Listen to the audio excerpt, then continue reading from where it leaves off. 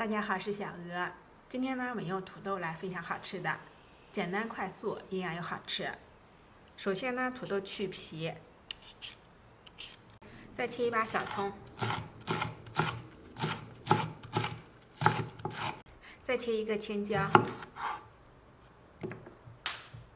去头之后呢，给它切成片。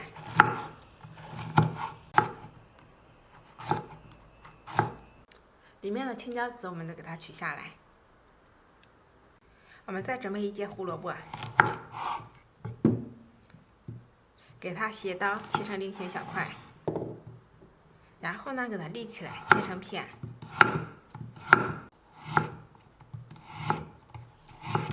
都给它切成像这个样子就可以了。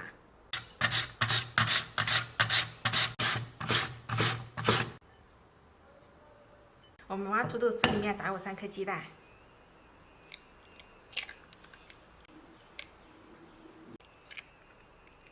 加入1小勺盐，1勺花椒粉，1把葱花，把它给搅拌均匀。再分次少量加入面粉，把它给搅拌成稠糊状。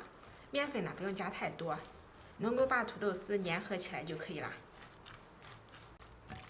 搅拌的像这样都粘成一团就可以了。电饼铛或者平底锅都可以。我们开中火，预热完成之后呢，刷上一层食用油，再倒入搅拌好的土豆面糊，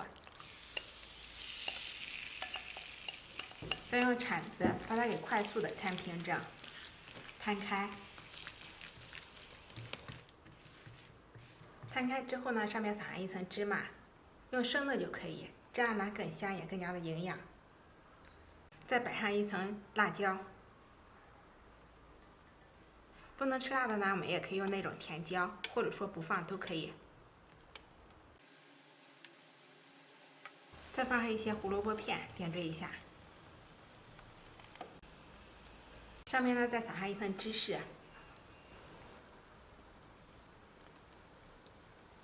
给它盖上一张油纸防粘，再盖上盖子，上下开关，中火燎6分钟。时间到之后呢，我们直接打开盖子，再把这个油纸揭下来，油纸上面呢会沾上一些这个芝士，闻着呢就非常的香，浓浓的芝士香味，还有青椒的香味。我们可以夹出来一条，给它尝一下，土豆软软的就熟透了。我们用铲子沿边缘把它给盛出来，然后呢把它给切成小块，闻着真的非常的香。